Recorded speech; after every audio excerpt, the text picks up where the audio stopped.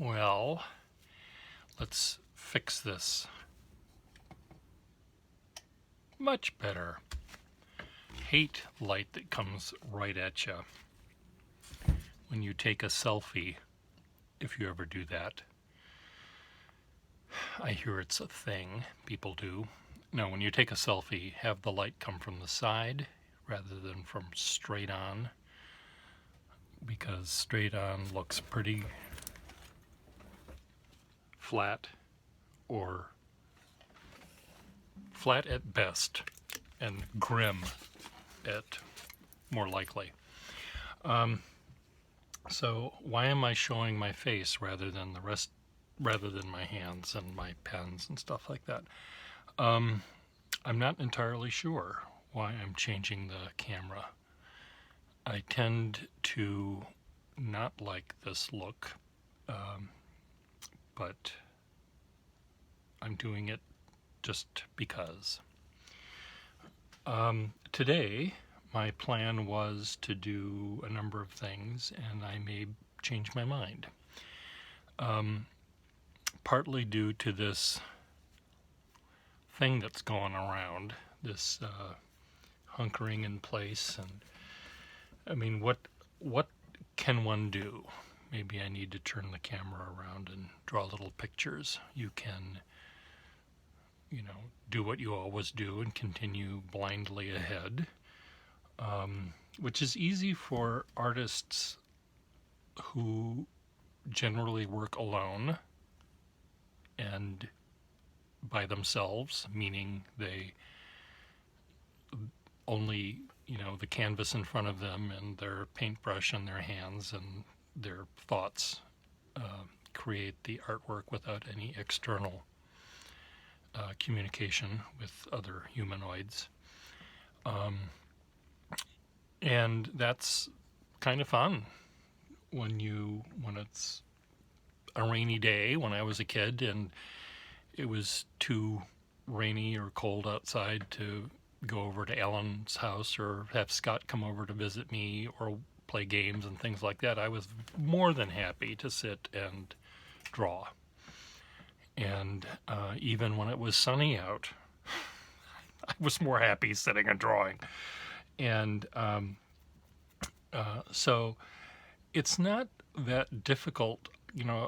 If there was a spaceship watching me from above over the last 60 years of my life, a good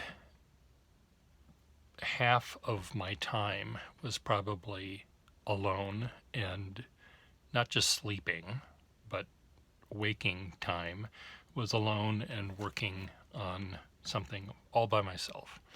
So doing this is not that difficult for me. It's second nature or first nature for me to do what I'm doing now. It's the forced being alone that's bothering me a little bit. And yes, I can interact with people from 6 feet away, and that's fine. But there's other things that, this is where everyone else and I share this concern. Why do we bother getting up in the morning when gloom and doom is happening? Or no, why am I building all of these things for this show that is supposed to happen next month and it may not actually ever happen? Well, if it happens, it may not happen next month, but it may happen 5 years from now or 1 year from now or something. And it's sort of, yes, it's depressing, because I do like people to look at my work. I do like people to say, gee, this is really cool, I never thought of that. Or, you are the most talented person ever. That's nice to hear. Not that I hear that. But I like the idea of sharing what I'm thinking and what I'm doing with other people. So it's hard to do that when the show that you are planning to do this for might be canceled. but I'm still going to do it anyway, because somewhere down the line, it's going to be seen, even if it's by just a few people. My neighbors who are trapped here in the building for the next X number of days, even if other people from outside the building won't see it.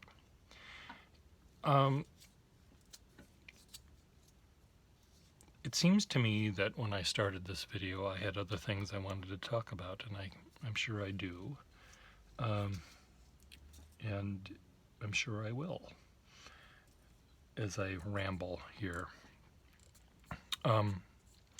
Today, anyway, I was planning to go outside and draw some more. I think going outside is an important thing for me. I'm not going outside and interacting with people. I'm going outside and being by myself. But going outside and breathing fresh air, even if it's a little chilly here in Boston today. I did see that on the other side of my building, someone posted a picture of these workers on the railroad that are still working. Were pouring cement and slathering it all over the base of the train tracks, where they will build the tracks on top of the cement. But so I'm thinking that I need to do those drawings. Those are those long anteater-like hosey things that come up from the cement mixer and go up the long tube and squirt out the bottom. And I think that that's going to be fun to draw, whether I turn them into little cardboard toys, I don't know. Anyway, I'm going to try to continue to do what I always do and what I've been doing for the last 60 years, because I know how to do that pretty well, which is to be by myself and to work by myself and to share via YouTube, if nothing else, with you what I'm doing, a virtual show of art. I just went on my usual rounds and looked in the recycle bins and grabbed some boxes, and crossing my fingers that the boxes don't have virus on it, but who knows. This was one of the boxes I found, and I really like it, just the way it is. I mean, it held beer, maybe beer bottles.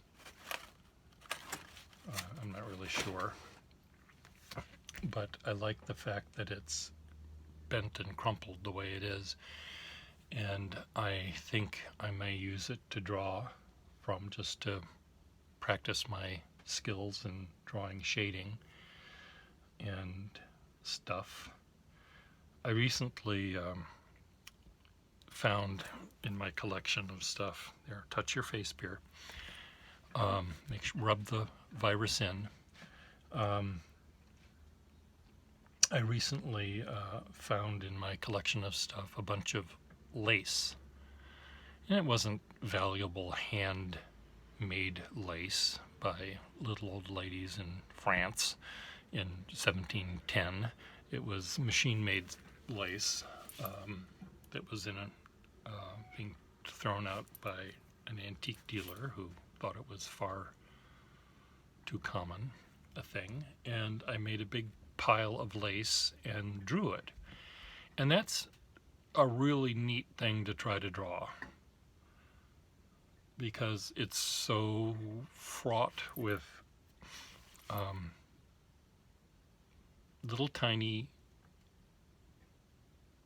itsy bitsy teeny weeny patterns and lines, and I'm drawing on my iPad with my big old vector tool, and it was really a neat little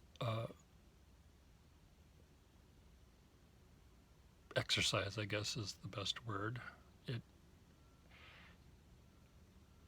it was making me learn how to simplify what I was seeing around me or what I was seeing in front of me. And it's really a neat little thing to do. Um, if you don't have lace at home, um, empty your clean dishwasher of its silverware in a big heap and draw that. I dare you. You're just going to see various colors of silver reflected and shiny and shadows and all sorts of stuff that make it almost impossible to draw the object. You know, how can you tell whether this is this triangular skinny line is part of a fork or a reflection in the knife of a tine of a fork or the side view of a spoon handle. And it's just you can't draw the objects, you have to draw the shapes of darks and lights. And if you try to draw the fork or the spoon or the knife, you short circuit your little tiny brain. Look at I'm turning colors. I'm going blue. Now I'm a red. What's going on here? I see. I look, oh, huh. Am I dying? What's going on? If I turn green, that'll be bad. A friend of mine who's a doctor in California was talking about a patient of his, and I don't think this is, he posted this on Facebook, and he didn't reveal the patient's name, so there was no patient-client privilege and things like that, doctor-patient privilege. He was just, and the patient in this case had died 15, 20 years ago. But the patient was at the hospital, and Dr. Otto was responding to an urgent call from one of his colleagues who described the patient was, showing all these horrible symptoms. His fingernails were blue and his hands were blue. He's turning blue. His hands were turning blue. Hands and feet were turning blue. And like, what the hell is going on? So Otto rushed to the room and talked with the patient and looked at the patient and took the temperature and did everything he's supposed to do. And then realized that the blue of the fingernails and of the hands and of the feet and the rest of his body, his face wasn't turning blue, but his body was turning blue, was because he was wearing brand new, cheap blue pajamas, that the dye was leaching off of it onto his skin. And maybe that's what's happening here. Why am I turning colors? Anyway, maybe it's just some thing with the camera on this phone, because the light that's coming in is not changing. That happens if the sun comes out and it goes behind a cloud. That does it, but I don't understand why it's doing it here. I think it's probably doing it on your screen as well as on my camera. Well, what else can I do today? When I've been watching very briefly the few times I look at my videos before I post them, I just, as you know from listening to me, I don't edit. You get all of the lumps. There's no redactions. You hear my swearing. My expletives are not deleted. And I look, anyway, I do look at my video to see sometimes if they're in focus. I'm getting better about making sure they are. Another time when I have my camera on the back of the phone aiming at my pens, and I turn the camera to face me so I can look at you face to face. Oftentimes I find that all you see is my ear because I'm aiming it in the wrong direction. So sometimes I've been noticing lately that, I could go to the barber. Well, I suppose they're not open now, are they? Not to give a haircut on the top of my head, but my eyebrows are becoming quite long. I could probably braid them and make little pigtails, put a little bow on the end of them. Hair is weird stuff. Yes, I know we have to have it because we're a mammal. But Darwin certainly was weird about giving us hair. And if it wasn't Darwin, God was pretty weird about doing it. And let's just put it in certain spots. I know. I mean, does he have a sense of humor, this intelligent designer, if there is such a thing? Which, of course, there isn't. I know, let's put some here and some over there. Oh, let's put it over there, too. We forgot about that. And then let's have it come out of your nose and your ears. And I know hair there's a reason so that, you're breathing in and out and a dragonfly isn't sucked into your head because of that. But it is weird. Hair is weird. Hair's weird. I'll leave it at that. Write your answers below. Anyway, see you later. Next time I'll aim the camera the other direction so you can see what I'm doing rather than listen to me yammer and watch me yammer. You've been listening to me yammer all the time, but watching me yammer is another thing. Bye. Stay safe.